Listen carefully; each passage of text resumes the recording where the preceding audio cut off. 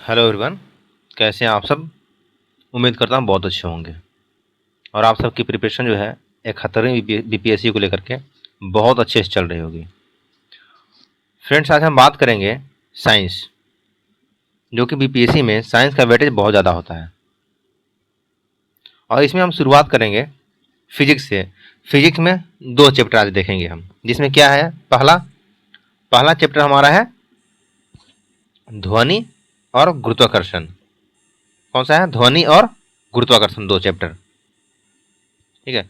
इन दो चैप्टरों के जितने भी मोस्ट इम्पोर्टेंट जो एमसीक्यू है ना, उनको देखेंगे और उनसे कुछ संबंधित जानकारियों को देखेंगे। ये हमारा ऑब्जेक्टिव रूप में होगा, जिससे कि कम समय में हमारा रिवीजन हो सके। तो आइए देखते हैं हम फिजिक्स का ध्वनि और गुरुत्वाकर्षण का एमसीक्यू।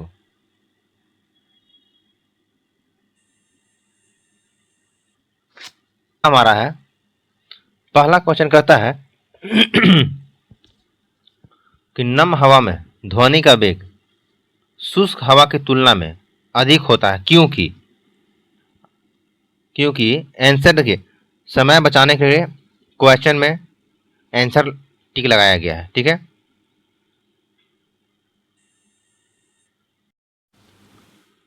तो आइए देखते हैं पहला क्वेश्चन। नम हवा में ध्वनि का वेग शुष्क हवा की तुलना में अधिक होता है, क्योंकि नम हवा में क्या होता है? तो होता है शुष्क हवा की तुलना में कम घनत्व होता है। शुष्क हवा की तुलना में घनत्व क्या होता है? तो आंसर क्या हो गया हमारा? सी हो गया। तो यहाँ देखेंगे सबसे बेसी घनत्व किसमें होता है? ठोस, द्रव और गैस। ठीक है। तो ध्वनि का वेग इस क्रम में घटते क्रम होता है। सबसे बेसी ठोस में होता है, फिर द्रव में होता है, फिर गैस में होता है। तापमान बढ़ने के साथ ध्वनि का वेग क्या होता है? बढ़ता है। तापमान बढ़ने के साथ ध्वनि का वेग क्या होता है? बढ़ता है। ठीक है।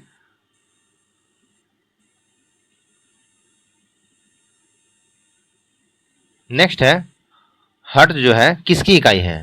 हर्ट्ज जो है किसकी इकाई है? तो हर्ट्ज जो है आवृत्ति की इकाई है। किसकी इकाई है? आवृत्ति की इकाई है। ठीक है। हर्ट्ज जो है आवृत्ति की इकाई है। और आवृत्ति और किसका इकाई है?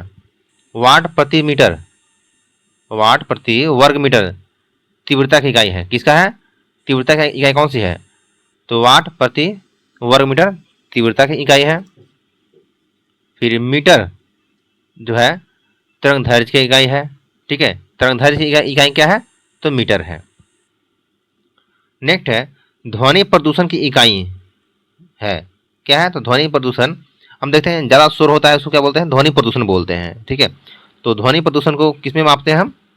तो डेसिबल में मापते हैं। तो डेसिबल इसका इकाई है। ठीक है। ध्वनि प्रदूषण का इकाई क्या है? डेसिबल है। आइए इससे कुछ संबंधित जानकारियों को देखते हैं। ठीक है। तो श्रव्य ध्वनि की सुरक्षित सीमा कितनी है? जो हमारी कानों को अच्छे से हम सुन सके, जिससे हमें नुकसान ना हो, ध्वनि प्रदूषण ना हो, उसकी सुरक्षित सीमा कितनी है? तो 20 डेसिबल से 120 डेसिबल तक है। ठीक है।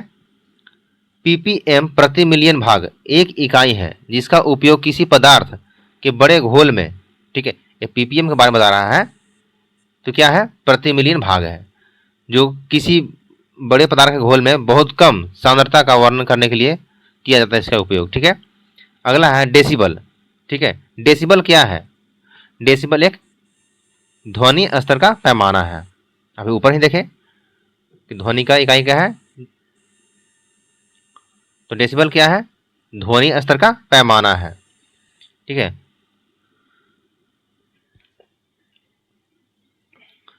नेक्स्ट देखते हैं आगे क्वेश्चन। क्वेश्चन नंबर 5 ये कहता है, आवासीय क्षेत्र में दिन के समय अनुमेय स्वर स्तर कितना होता है? आवासीय क्षेत्र में जहाँ पे मानव निवास करते हैं, उन क्षेत्रों में दिन के समय में कितना शोर होता है? तो 55 डेसिबल होता है। ठीक है। रात में कितना शोर होता है आवासीय क्षेत्रों में? तो 45 होता है, 45 डेसिबल होता है। वहीं औद्योगिक क्षेत्रों में दिन के समय कितना डेसिबल इसका शोर होता है? 75 होता है। और रात्रि के समय 70 डेसिबल शोर होता है। नेक्स्ट है क्वेश्चन नंबर 6, अल्ट्रासोनिक तरंग की आवृत्ति सीमा कितनी होती है? अल्ट्रासोनिक तरंग जो है इसकी आवृत्ति सीमा कितनी होती है? तो 20 के हर्ट्ज। ठीक है,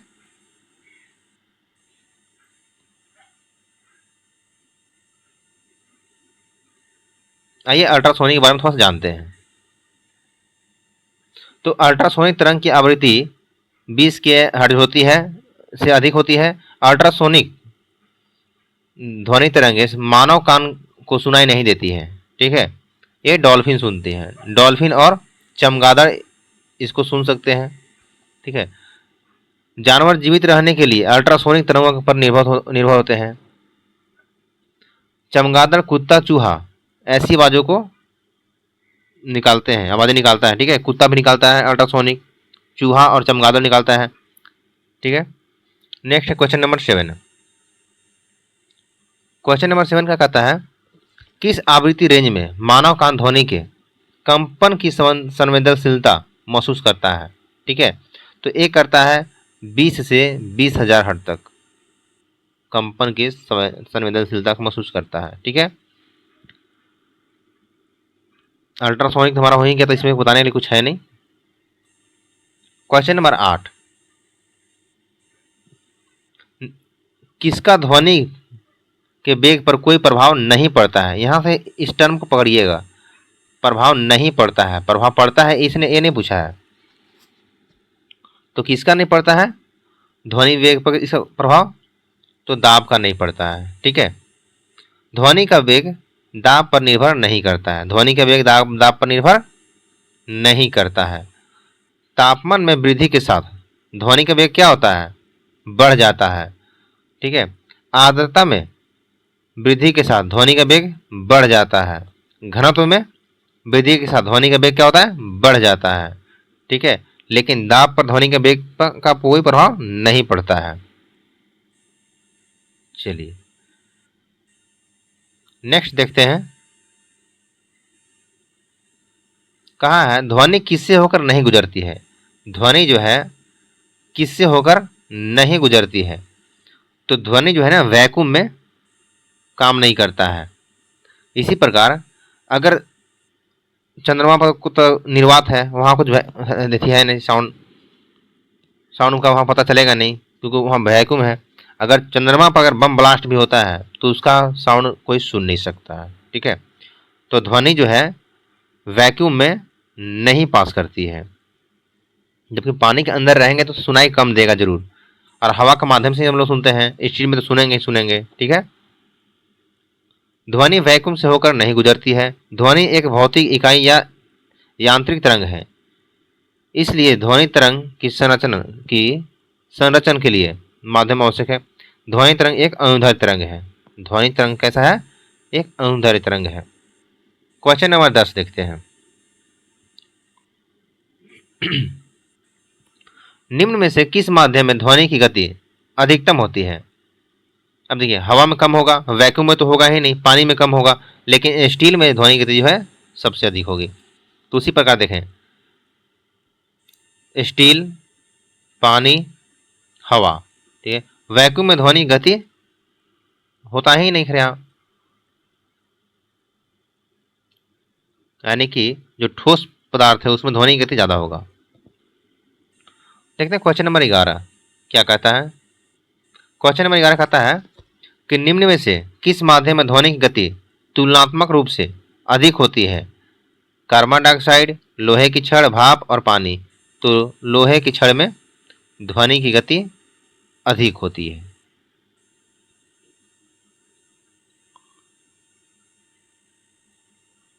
लोहे की छड़ में ध्वनि गति सबसे अधिक होती है, फिर पानी में होता है, फिर भाप में, फिर कार्बन डाइऑक्साइड में होता है। लोहे की छड़ में ध्वनि की गति कितनी होती है? तो 5120 मीटर पर सेकेंड की स्पीड से पास करता है वहाँ। ठीक है, वहीं पानी में कितना करता है? तो 1480 मीटर पर सेकेंड की स्पीड से पानी पास करता है। अगर भाप जो 100 डिग्री सेंटीग्रेड में ध्वनि की गति कितना होता है? तो 477.5 मीटर पर सेकेंड होता है। वहीं कार्बन डाइऑक्साइड जिसका तापमान 51 डिग्री सेल्सियस में ध्वनि की गति 280 मीटर पर सेकेंड है। ठीक है, आगे देखते हैं। ध्वनि की पिच किस पर निर्भर करती है? ध्वनि की पिच जो है आवृत्ति पर निर्भर करती है। ध्वनि की पिच किस पर निर्भर करती है? आवृत्ति पर निर्भर करती है। ठीक है, ध्वनि तरंग की आवृत्ति स्रोत द्वारा तय की जाती है, इसलिए यदि माध्यम बदलता है तो आवृत्ति नहीं बदलती है। ठीक है, अगर माध्यम बदलेगा तो आवृत्ति नहीं बदलती है। तेज दोलन अधिक आवृत्ति देता है। अधिक आवृत्ति का अर्थ ऊंच पिच या तीखी ध्वनि है। मानव का कान 20 से 20,000 हर्ट्ज तक की सीमा की ध्वनि को सुन सकता है। पहले ही हम लोग बात कर चुके हैं, यानी कि 20 के हर्ट्ज। आगे बात करते हैं क्वेश्चन नंबर 13। ये कहता है कि वायुमंडल में तापमान में परिवर्तन के साथ ध्वनि तरंग का कौन सा चरित्र बदलता है? तो कौन सा बदलता है? तो तरंग दैर्घ्य जो है इसका बदलता है, बट आवृत्ति पर कोई फर्क नहीं पड़ेगा। वायुमंडल में तापमान में परिवर्तन के साथ ध्वनि की तरंगें बदलती है। ध्वनि तरंग की तरंग दैर्घ्य उच्चतम पर लंबी एवं निम्न ताप पर छोटी होती है। अधिकतम विस्थापन के परिणाम को ध्वनि का आयाम कहा जाता है। अधिकतम विस्थापन के परिणाम को क्या बोलते हैं? ध्वनि का आयाम कहते हैं। ध्वनि की प्रबलता और कोमलता आयाम द्वारा तय किया जाता है। नेक्स्ट बात करते हैं, चमगादड़ या डॉल्फिन अपने शिकार या अन्य बाधाओं को पता लगाने के लिए किस परिघटना का उपयोग करते हैं? तो इकोलोकेशन का उपयोग करते हैं लोग। किसका उपयोग करते हैं? इकोलोकेशन का। और ये अल्ट्रासाउंड भी उत्पन्न करते हैं। ठीक है,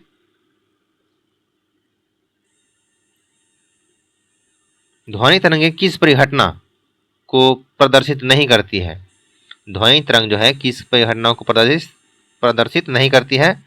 तो एक किसको नहीं करता है? तो ध्रुवीकरण को प्रदर्शित नहीं करता है। बाकी व्यक्तीकरण को करता है, विवर्तन को करता है और अपवर्तन को करता है।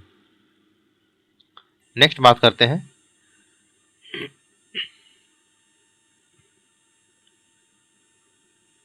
Question number 16। ठोस में ध्वनि का वेग निर्भर करता है। ठोस में ध्वनि का वेग निर्भर करता है किस पे? तो गैस का घनत्व और लोच पर। किस पर? गैस का घनत्व और लोच पर निर्भर करता है। गैस में घनत्व का वेग गैस के घनत्व और लोच पर निर्भर करता है। जितना अधिक लोचदार माध्यम होगा ध्वनि की गति उतनी अधिक होगी। सघन पदार्थ में ध्वनि की गति कम होती है। माध्यम के बदलने में परिवर्तन ध्वनि के वेग को प्रभावित नहीं करता है। ठीक है, अब देखते हैं क्वेश्चन नंबर 17 को देखते हैं। जब हम कोई ध्वनि सुनते हैं तो हम उसके स्रोत की पहचान कर सकते हैं। कैसे? ध्वनि में मौजूद उच्च आवृत्ति के माध्यम से। ठीक है, ध्वनि में जो मौजूद है उच्च आवृत्ति, उसके माध्यम से महसूस कर सकते हैं। जब हम किसी ध्वनि सुनते हैं तो हम उसके स्रोत की पहचान ध्वनि में मौजूद ध्वनि के मूल आवृत्ति से उच्च आवृत्ति से कर सकते हैं। ध्वनि की तीव्रता से ध्वनि की प्रबलता और कोमलता तय होती है। अधिक तीव्र ध्वनि अधिक प्रबल प्रतीत होती है। श्रव्य ध्वनि कितना है? 20 से 20,000 हर्ट्ज तक है। अब देखते हैं क्वेश्चन नंबर 18। निम्न में से किस प्रकार की तरंगें दूसरों से भिन्न होती है? निम्न में से किस प्रकार की तरंग दूसरों से भिन्न है? तो ये ध्वनि तरंग जो है और से भिन्न, क्योंकि ये यांत्रिक तरंग है। ठीक है, अब बाकी प्रकाश तरंगे, एक्सरे और रेडियो तरंग, ये सब क्या है? विद्युत चुंबकीय तरंग है। ठीक है, नेक्स्ट देखते हैं क्वेश्चन नंबर 19। ध्वनि की प्रबलता इस पर निर्भर करती है। किस पर निर्भर करती है? तो आयाम पर निर्भर करती है ध्वनि की प्रबलता। नेक्स्ट है, पिच संवेदना निर्भर करता है किस पे? तो पिच संवेदना जो है ये आवृत्ति पर निर्भर करता है। ध्वनि तरंग की आवृत्ति स्रोत पिच के माध्यम से तय किया जाता है, इसलिए यदि माध्यम बदलता है तो आवृत्ति पर प्रभाव नहीं पड़ेगा। नेक्स्ट बात करते हैं क्वेश्चन नंबर, देखिए एक्सप्लेन में देखिएगा तो मिला जुला के सब एक ही बात कर रहा है, इसलिए मैं सबका एक्सप्लेनेशन नहीं कर रहा हूं, ठीक है। क्वेश्चन नंबर 21, यदि कोई ध्वनि वायु से जल में जाती है तो अपरिवर्तित रहने वाली मात्रा कौन सी है? तो है आवृत्ति, अपरिवर्तित रहेगी, ठीक है। कोई ध्वनि वायु से जल में जाएगी तो इसका आवृत्ति क्या रहेगा? अपरिवर्तित रहेगा। क्या कहे कि इसका आवृत्ति बदलेगा नहीं, माध्यम बदलने के साथ इसका आवृत्ति में कोई बदलाव नहीं होगा, ठीक है।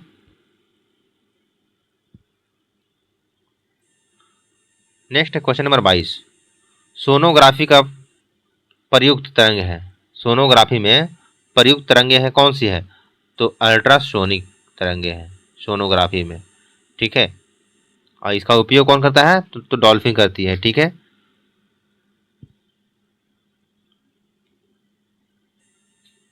क्वेश्चन नंबर 23, प्रतिध्वनि उत्पन्न होती है किससे?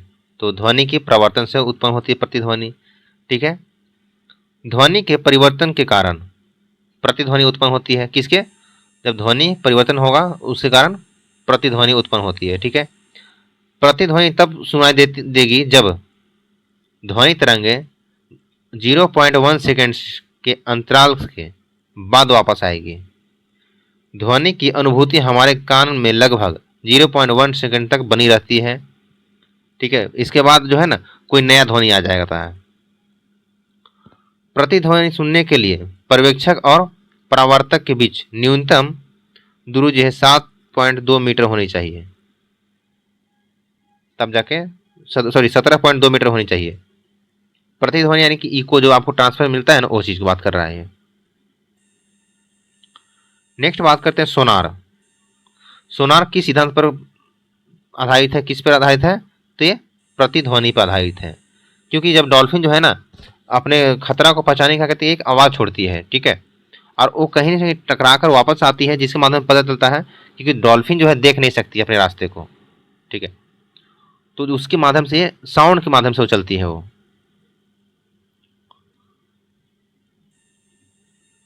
क्वेश्चन नंबर 25, कंपन करने वाले तार के व्यवहार का अध्ययन करने के लिए इस्तेमाल किया जाने वाला उपकरण कौन सा है? तो इसका उपकरण कौन सा होगा? सोनोमीटर। कौन सा होगा?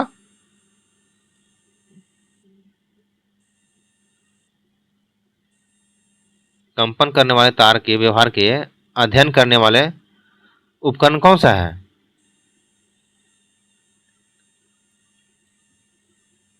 तो सोनोमीटर था, ठीक है।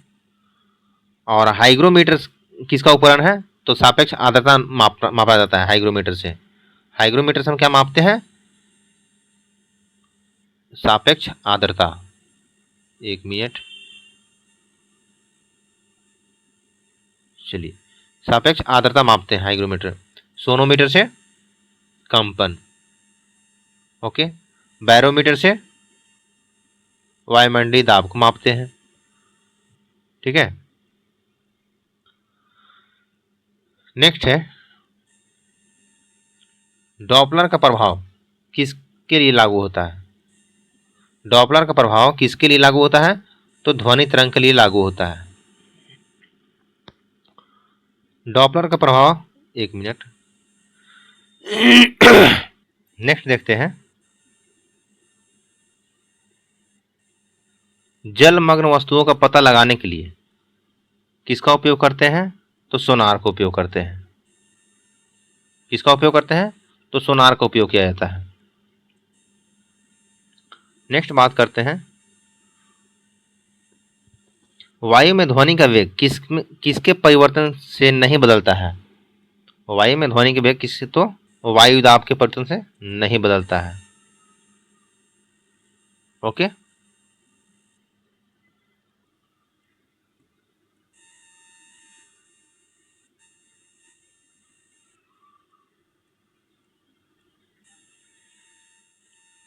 आगे देखते हैं क्वेश्चन नंबर 29 ही है ना, 29। कहता है कि हवा में ध्वनि का वेग तापमान घटने पर क्या होता है, घटता है। तापमान घटने पर घटता है, ठीक है। हवा में ध्वनि का वेग, ओके। हवा में ध्वनि का वेग तापमान घटने पर घटता है। ध्वनि का वेग दाब पर निर्भर नहीं करता है। किस पर निर्भर नहीं करता है, दाब पर निर्भर नहीं करता है। तापमान बढ़ने पर ध्वनि का वेग बढ़ता है। आर्द्रता बढ़ने पर ध्वनि का वेग क्या होता है, बढ़ता है। आर्द्रता बढ़ने पर भी। घनत्व बढ़ने पर ध्वनि का वेग क्या होता है, बढ़ता है, ठीक है। आर्द्रता हुआ, घनत्व हुआ, तापमान हुआ, इन सब में ध्वनि का वेग बढ़ता है, लेकिन ध्वनि का वेग दाब पर निर्भर नहीं करता है। नेक्स्ट क्वेश्चन करते हैं, क्वेश्चन नंबर 30। ये कहता है कि ध्वनि ऊर्जा को विद्युत ऊर्जा में परिवर्तित करने वाले उपकरण को क्या कहा जाता है। ध्वनि ऊर्जा को विद्युत ऊर्जा में परिवर्तित करने वाले उपकरण को क्या कहते हैं, तो माइक्रोफोन कहते हैं। क्या बोलते हैं, माइक्रोफोन कहते हैं, जो हम और आप यूज करते हैं। माइक्रोफोन एक ऐसा उपकरण है जो ध्वनि ऊर्जा को विद्युत ऊर्जा में परिवर्तित करता है, ठीक है। यहाँ कहा है स्पीकर, ठीक है। स्पीकर क्या है, स्पीकर जो है विद्युत ऊर्जा को ध्वनि ऊर्जा में परिवर्तन करता है। स्पीकर विद्युत ऊर्जा को ध्वनि ऊर्जा में परिवर्तित करता है। ट्रांसमीटर, ठीक है। ऑप्शन डी में क्या है, ट्रांसमीटर है। ट्रांसमीटर एक ऐसा उपकरण है जो एंटीना से निकलने वाली रेडियो तरंग उत्पन्न करता है। एंटीना से निकलने वाले रेडियो तरंग को उत्पन्न करता है। फिर क्या है, एम्पलीफायर, ठीक है। एम्पलीफायर, एम्पलीफायर एक ऐसा उपकरण है जो सर्किट है जो एक बाहरी बिजली की आपूर्ति का उपयोग करके आउटपुट सिग्नल उत्पन्न करता है, ठीक है, जो इसके इनपुट के लिए बड़ी प्रतिकृति होती है। अगला क्वेश्चन है क्वेश्चन नंबर 31। ये कहता है अधिकांश मानव कान के लिए सबसे कम श्रव्य ध्वनि कितनी है। सबसे कम पूछा है, तो ये है 0.0002 म्यू बार के बराबर होता है, ठीक है।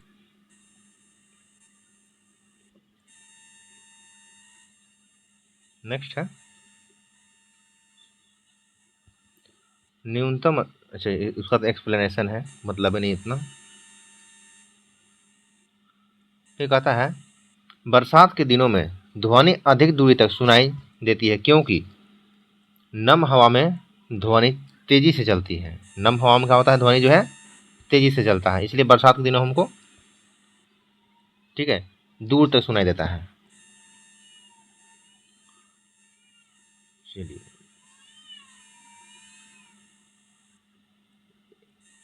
नेक्स्ट है क्वेश्चन नंबर 33। रेलवे प्लेटफॉर्म पर खड़ा एक व्यक्ति आने और जाने वाली ट्रेनों की सीटी सुनता है, ठीक है। आने वाली पर पिच जो है क्या होगा, अधिक होगा, ठीक है, क्योंकि वो ट्रेन आपकी ओर आ रही है। और जो जाने वाली होगी उसी ट्रेन की पिच क्या होगी, कम होगी, धीरे धीरे कम होती जाती है। Question number 34। कौन सा शब्द ध्वनि तरंग से संबंधित नहीं है। यहाँ पर फिर से क्या पूछा है, कौन सा संबंध नहीं है, ठीक है। तो हम यहाँ देखते हैं हर्ट्ज क्या है, आवृत्ति क्या इकाई है ना। डेसिबल साउंड पोल्यूशन में मिल जाएगा। मैक, मैक भी क्या है, साउंड का स्पीड है एक तरह से, कि हम लोग क्या कहते हैं कि ये फाइटर जेट हो ना, इतने मैक की स्पीड से उड़ता है, ठीक है। लेकिन कैंडेला क्या है, ये ज्योति तीव्रता की इकाई कैंडेला है, ठीक है।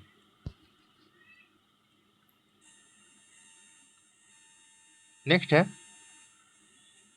चांद पर एक बम फटता है।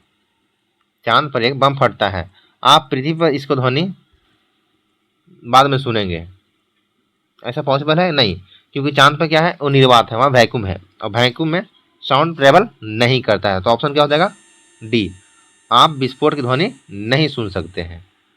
ओके, नेक्स्ट बात करते हैं क्वेश्चन नंबर 36। किसी संगीत नोट की गुणवत्ता इस पर निर्भर करती है, किस पर निर्भर करती है? तो मौजूद हार्मोनिक्स पर निर्भर करती है संगीत की गुणवत्ता। नेक्स्ट बात करते हैं क्वेश्चन नंबर 37। ये कहता है हाइड्रोस्कोप एक ऐसा उपकरण है जो डॉट डॉट में परिवर्तित दिखता है। तो हाइड्रोस्कोप जो उपकरण है कहाँ परिवर्तन दिखता है? तो पानी के नीचे ध्वनि में परिवर्तित दिखता है। और एक हाइड्रोफोबिया रोग होता है जिसको पानी से डर लगता है, ठीक है, और एक कुत्तों में पाया जाता है हाइड्रोफोबिया। नेक्स्ट है क्वेश्चन नंबर 38। ध्वनि की तीव्रता की एसआई इकाई क्या होती है? ध्वनि की तीव्रता की एसआई इकाई क्या है? तो वाट प्रति मीटर स्क्वायर, वाट प्रति मीटर स्क्वायर, ठीक है। ध्वनि की तीव्रता की इकाई वाट प्रति मीटर स्क्वायर। ऊर्जा घनत्व की एसआई यूनिट क्या है? तो जूल प्रति मीटर स्क्वायर। दबाव की एसआई इकाई क्या है? न्यूटन प्रति मीटर स्क्वायर दाब की। फिर टेस्ला चुंबकीय क्षेत्र की तीव्रता की एसआई इकाई है, ठीक है। टेस्ला किसका है? चुंबकीय क्षेत्र का है, एसआई इकाई है। अब बात करते हैं क्वेश्चन नंबर 39। इसमें कहा है कि महिलाओं की आवाज तीखी होती है क्योंकि इनकी उच्च आवृत्ति होती है, ठीक है। इनकी क्या उच्च आवृत्ति होती है? महिलाओं की आवाज तीखी होती है क्योंकि उनकी उच्च आवृत्ति, इनकी आवृत्ति जो है अधिक होती है। ध्वनि की पिच आवृत्ति पर निर्भर करती है, ठीक है। ध्वनि की पिच किस पर निर्भर करती है? आवृत्ति पर निर्भर करती है, ठीक है। बाकी सारा चीज तो एक्सप्लेन पहले ही से किया हुआ है। नेक्स्ट है यदि मैक संख्या 1 है तो किसी वस्तु की गति किसके बराबर है? तो ध्वनि की गति के बराबर है, ठीक है, क्योंकि ध्वनि की गति हम लोग मैक में नापते हैं।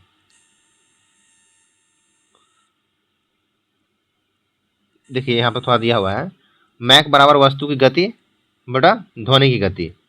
तो एम इक्वल टू यानी कि मैक 1 बराबर, मैक 1 क्या बोलते हैं? सोनिक बोलते हैं। अगर मैक 1 से कम है तो सबसोनिक, 1 से अधिक है तो सुपरसोनिक, और मैक 5 है तो हाइपरसोनिक बोलते हैं। क्वेश्चन नंबर 40 कहता है 20 हर्ट्ज से कम आवृत्ति की ध्वनि को कहा जाता है, क्या कहते हैं? इंफ्रासोनिक ध्वनि कहते हैं। क्या बोलते हैं? इंफ्रासोनिक ध्वनि कहते हैं। अब आते हैं नेक्स्ट क्वेश्चन नंबर 42। प्रतिध्वनि सुनने के लिए न्यूनतम दूरी कितनी होनी चाहिए? तो ये 17 मीटर होनी चाहिए। प्रतिध्वनि सुनने के लिए न्यूनतम दूरी कितनी होनी चाहिए? 17 मीटर होनी चाहिए, ठीक है। अगला क्वेश्चन है क्वेश्चन नंबर 43। ये कहता है कौन ध्वनि के पिच निर्धारित करता है? तो आवृत्ति, रिपीट क्वेश्चन है। Question number 44। मनुष्य द्वारा ध्वनि की सामान्य तौर पर मनुष्य द्वारा ध्वनि की सामान्य और अधिकतम सहन सीमा कितना है? तो 60 से 80 डेसिबल है। कितना? 60 से 80 डेसिबल है। तो ये था हमारा ध्वनि से संबंधित क्वेश्चन। अभी जो आगे हम देखेंगे वो देखेंगे गुरुत्वाकर्षण से संबंधित क्वेश्चन। किसे देखेंगे? गुरुत्वाकर्षण से संबंधित क्वेश्चन।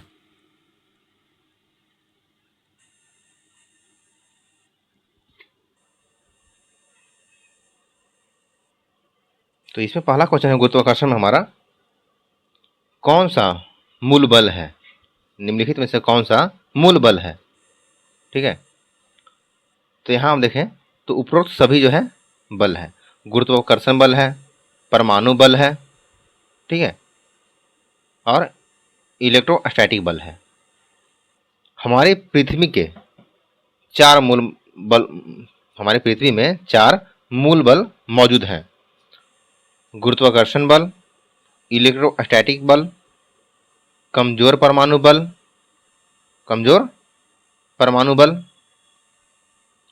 और मजबूत परमाणु बल, ठीक है। ये 4 बल मौजूद हैं। मजबूत परमाणु बल की ताकत, ठीक है। फिर है कमजोर परमाणु बल, इलेक्ट्रोस्टैट और गुरुत्वाकर्षण बल, ठीक है। यानी कि बढ़ते हुए क्रम दिखाया। सबसे बेसिक किसका है? मजबूत परमाणु बल, फिर कमजोर परमाणु बल, फिर इलेक्ट्रोस्टैट परमाणु बल, फिर गुरुत्वाकर्षण बल। ओके, अब देखते हैं क्वेश्चन नंबर 2 गुरुत्वाकर्षण का। गुरुत्वाकर्षण बल किसके कारण विकसित होता है? गुरुत्वाकर्षण बल किसके कारण विकसित होता है? तो द्रव्यमान के कारण होता है, ठीक है। किसी वस्तु में जितना द्रव्यमान होगा उतना ही गुरुत्वाकर्षण उसमें ज़्यादा लगेगा। यानी कि गुरुत्वाकर्षण बल द्रव्यमान के कारण विकसित होता है। द्रव्यमान जड़त्वीय प्रभाव दिखाने वाली सामग्री की अंतर्निहित विशेषता है, ठीक है। गुरुत्वाकर्षण बल एक दुर्बल मूलभूत क्षेत्र बल है। गुरुत्वाकर्षण बल केवल द्रव्यमान के बीच कार्य करता है। कहाँ करता है? तो केवल द्रव्यमान के बीच कार्य करता है गुरुत्वाकर्षण बल। क्वेश्चन नंबर 3 देखते हैं। सभी ग्रह दीर्घवृत्त की एक नभि पर सूर्य के साथ अंडाकार कक्ष में घूमते हैं। नियम है किसका? तो केपलर का यह नियम है, ठीक है।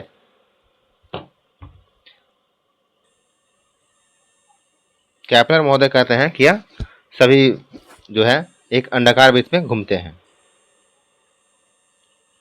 नेक्स्ट है क्वेश्चन नंबर 4।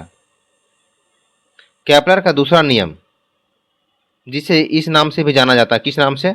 तो ग्रहों की क्षेत्र के नियम से जाना जाता है। केपलर के दूसरे नियम को ग्रहों के क्षेत्र के नाम से या नियम से जाना जाता है।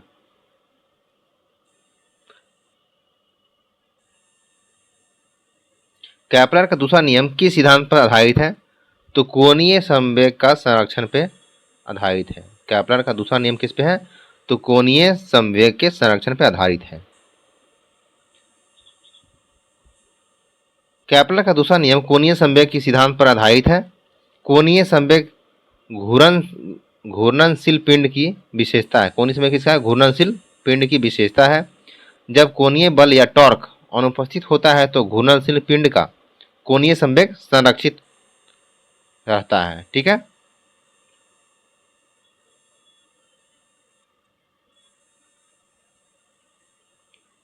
नेक्स्ट बात करते हैं क्वेश्चन नंबर 6 के बारे में। पृथ्वी की गति यानी कि रैखिक अधिकतम हो जाती है कब? तो सर्दियों में। पृथ्वी की गति जो है सर्दी में अधिक हो जाती है। केपलर के दूसरे नियम के अनुसार पृथ्वी का कोणीय संवेग स्थिर रहता है, ठीक है। यानी कि v प्रोपोर्शनल R/1/r। फिर कहता है क्वेश्चन नंबर 7 कहता है कि केपलर का तीसरा नियम, जिसे इस नाम से भी जाना जाता है, किस नाम से? आवर्त का समय अवधि के नियम के नाम से जाना जाता है। केपलर के तीसरे नियम को आवर्त के समय अवधि के नाम से भी जाना जाता है। केपलर के तीसरे नियम जिसे समय का नियम भी कहा जाता है। केपलर का तीसरा नियम समय का वर्ग सूर्य और ग्रह के बीच की दूरी के घन के समानुपाती होता है। केपलर का पहला नियम जिसे ग्रहों की कक्षा का नियम कहा जाता है। केपलर का पहला नियम क्या बोलते हैं? ग्रहों के कक्षा का नियम बोलते हैं। और तीसरे नियम क्या बोलते हैं? समय का नियम बोलते हैं। और केपलर के दूसरे नियम को क्या कहते हैं? तो ग्रहों की क्षेत्र का नियम कहते हैं, ठीक है। दूसरे नियम को ग्रहों का क्षेत्र, पहले नियम को ग्रहों की कक्षा और तीसरे नियम को समय की नियम बोलते हैं, समय का नियम बोलते हैं। ओके, अब क्वेश्चन नंबर 8 देखते हैं। न्यूटन का गुरुत्वाकर्षण का नियम है तो F proportional m1 m2 upon r²।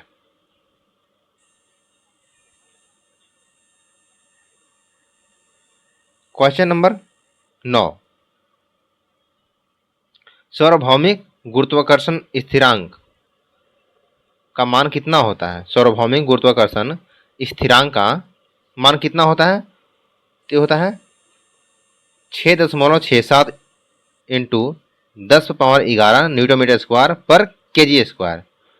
ठीक है, आगे बात करते हैं क्वेश्चन नंबर 10। ऊंचाई के साथ गुरुत्वाकर्षण त्वरण का मान क्या होता है? मतलब ऊंचाई के साथ गुरुत्वाकर्षण के त्वरण का मान क्या होता है? घटता है, बढ़ता है, वही रहता है या कोई नहीं? तो घटता है। ठीक है, क्वेश्चन नंबर 11। पृथ्वी की सतह से कितनी ऊंचाई पर गुरुत्वाकर्षण त्वरण का मान आधा हो जाता है? तो ए होता है कितनी ऊंचाई पर? 0.41 आर की ऊंचाई पर होता है। ठीक है, आर क्या है? पृथ्वी की त्रिज्या हो बोलते हैं। अब ये समीकरण है तो इतना भाई सोल्व करेंगे नहीं, बहुत वक्त लगेगा इसमें, तो फिर मतलब ही नहीं बनता है। गहराई के साथ गुरुत्वाकर्षण त्वरण का मान क्या होता है? बढ़ जाता है। या घट जाता है? तो घट जाता है गहराई के साथ। गहराई के साथ गुरुत्वाकर्षण त्वरण का मान घट जाता है जब कोई वस्तु किसी निश्चित ऊंचाई से पृथ्वी की ओर स्वतंत्र रूप से गिरती है तो उसका वेग बदल जाता है और वेग में यह परिवर्तन वस्तु में त्वरण उत्पन्न करता है जिसे गुरुत्वाकर्षण के कारण त्वरण के रूप में जाना जाता है। क्वेश्चन नंबर 13 क्या है? सही क्रम को करना है। ठीक है, तो सही क्रम क्या है?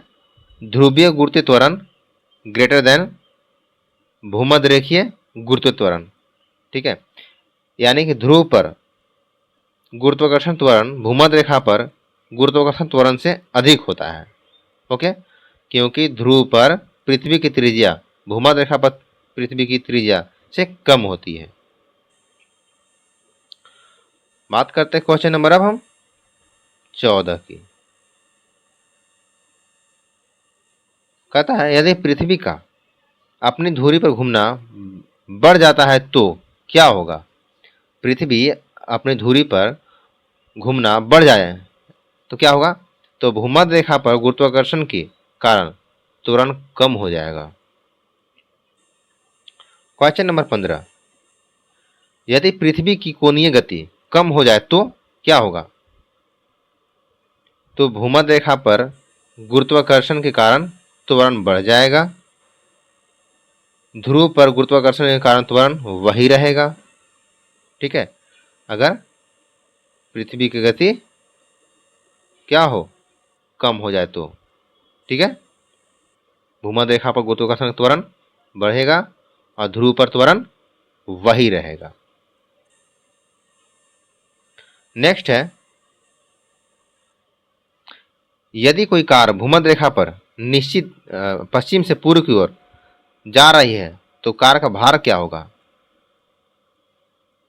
यदि कोई कार भूमध्य रेखा से पश्चिम की ओर पश्चिम से पूर्व की ओर जा रही है तो कार का भार क्या होगा? घटेगा। कार का भार क्या होगा? घटेगा।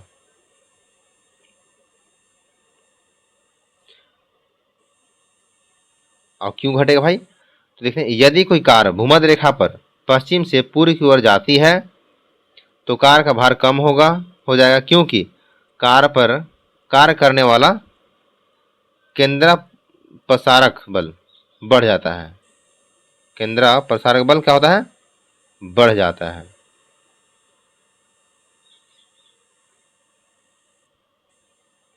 नेक्स्ट देखें क्वेश्चन नंबर 17।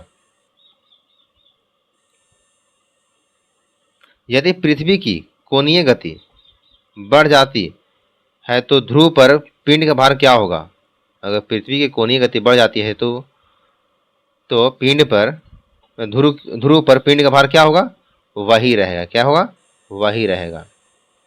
यदि पृथ्वी की कोणीय गति बढ़ जाती है तो ध्रुव पर पिंड का भार वही रहेगा, क्योंकि ध्रुव पर गुरुत्वाकर्षण त्वरण पर पृथ्वी की कोणीय गति का कोई प्रभाव नहीं पड़ता है। अगला है क्वेश्चन नंबर 18।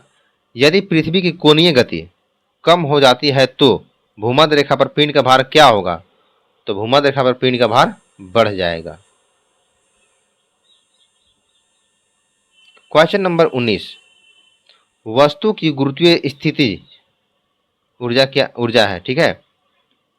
वस्तु की गुरुत्वीय स्थिति ऊर्जा है, तो यह है minus G M into M upon R. G क्या है? गुरुत्वाकर्षण स्थिरांक है। यहाँ पे जी का मान नहीं बदलता है, लेकिन स्मॉल जी का मान बदलता है। कैपिटल जी का मान कभी नहीं बदलता है, वो हमेशा एक समान होता है। और एम क्या है? पृथ्वी का द्रव्यमान है। और स्मॉल एम क्या है? वस्तु का द्रव्यमान है, ठीक है। Question number 20। दो वस्तुओं के बीच गुरुत्वाकर्षण स्थितिज ऊर्जा में परिवर्तन इस पर निर्भर करता है कि पिंड का द्रव्यमान पर निर्भर करता है, गुरुत्वाकर्षण बल पर निर्भर करता है, और बिंदुओं के बीच की दूरी पर निर्भर करता है, ठीक है। दो दो बिंदुओं के बीच गुरुत्वाकर्षण जो है स्थिति ऊर्जा में परिवर्तन होता है, तो किस पर निर्भर करता है? तो इन तीनों पर निर्भर करता है। आंसर का हमारा क्या हो जाएगा? उपरोक्त सभी आंसर हो जाएगा। बात करते हैं option number 21, sorry question number 21। पलायन वेग है, तो पलायन वेग क्या है? ग्रह के गुरुत्वाकर्षण खिंचाव से बचने के लिए किसी वस्तु द्वारा आवश्यक न्यूनतम वेग है, ठीक है। खिंचाव से बचने के लिए न्यूनतम वेग है पलायन वेग।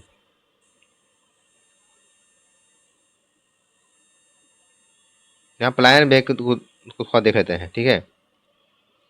पृथ्वी के लिए पलायन वेग कितना है? 11.2 किलोमीटर प्रति सेकंड, ठीक है। अगर इसी स्पीड से किसी बॉल या किसी वस्तु को हम ऊपर की ओर उछालेंगे तो अंतरिक्ष में चला जाएगा और पुनः धरती पर वापस नहीं आएगा, ठीक है। 11.2 की स्पीड फेंकेंगे तो पलायन वेग वस्तुतः वस्तु के द्रव्यमान से स्वतंत्र है। विभिन्न ग्रहों के लिए पलायन वेग अलग अलग होता है, ठीक है। जिस वेग से एक पिंड दूसरे पिंड के चारों ओर चक्कर लगाता है उसे कक्षीय वेग कहते हैं। Next question number 22। पलायन वेग है, इसका पलायन वेग है क्या है? तो इसका आंसर है बी, यानी कि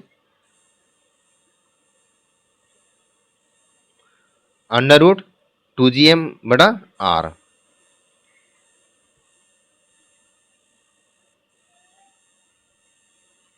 क्वेश्चन नंबर 23।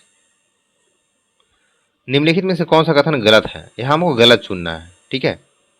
यहाँ हम देखें तो इनमें से कोई नहीं गलत है। क्या? कोई नहीं गलत है, ठीक है। बाकी बाकी ऑप्शन ए बी सी तीनों सही है। पलायन वेग वस्तु के द्रव्यमान के से स्वतंत्र होता है, अभी हमने देखा है। विभिन्न ग्रहों के लिए पलायन वेग अलग होता है, ये भी अभी हमने देखा है। पृथ्वी के लिए पलायन वेग 11.2 किलोमीटर प्रति सेकंड है, ये भी हमने देखा अभी।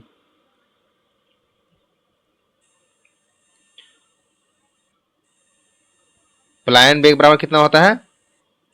क्या होता है? √2gr।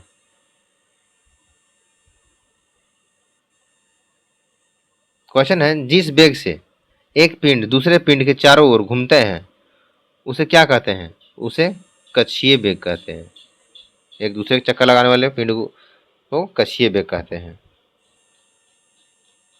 Question number 25। उपग्रह है, क्या है उपग्रह? एक वस्तु जो एक बड़ी वस्तु के चारों ओर घूमती है। उपग्रह क्या है? एक ऐसी वस्तु है जो बड़ी वस्तु के चारों ओर घूमती है। Question number 26। उपग्रह के अंदर किसी वस्तुएं भारहीनता क्यों महसूस होती है? उपग्रह के अंदर किसी वस्तु जो है वो भारहीनता क्यों महसूस करता है? क्योंकि यहाँ देखिए ऑप्शन डी सॉरी सी, क्योंकि वस्तु पर कार्य करने वाला केंद्र प्रसारक बल वस्तु के कार्य करने वाले गुरुत्वाकर्षण बल के बराबर होता है। अगर दो वस्तु का बल बराबर है तो कार्य जो है महसूस ही नहीं होता है, लगता है आसान है। आगे देखते हैं क्वेश्चन नंबर 27। उपग्रह में गुरुत्वाकर्षण पाया जाता है लेकिन महसूस नहीं होता। क्यों? तो केंद्र पराशर बल के कारण, क्योंकि दोनों समान होता है। क्वेश्चन नंबर 28, भू स्थिर उपग्रह का स्थान। भू स्थिर उपग्रह स्थान है तो विषुवतीय तल पर। क्वेश्चन नंबर 29, यदि दो पिंड एक ही गति से लेकिन भिन्न भिन्न दिशा में एक टावर से फेंका जाते हैं तो वे जमीन से टकराते हैं अलग अलग समय में। ठीक है, अलग अलग समय में दोनों टकराएगा जमीन से। अब क्वेश्चन नंबर देखते हैं, और ये हमारा आज का आखिरी क्वेश्चन है गुरुत्वाकर्षण से संबंधित। यदि दो पिंड एक टावर से अलग अलग गति से फेंकते हैं तो क्षैतिज रूप से फेंके जाते हैं तो पिंड एक ही समय पर अलग अलग गति से जमीन पर गिरेगा। वही क्वेश्चन है, बस कहने का तरीका अलग है। क्वेश्चन नंबर 29 और 30 दोनों सेम है। ठीक है, तो ये था हमारा ध्वनि और गुरुत्वाकर्षण से संबंधित कुछ क्वेश्चन। ठीक है, हम मिलते हैं तब तक अगले वीडियो में।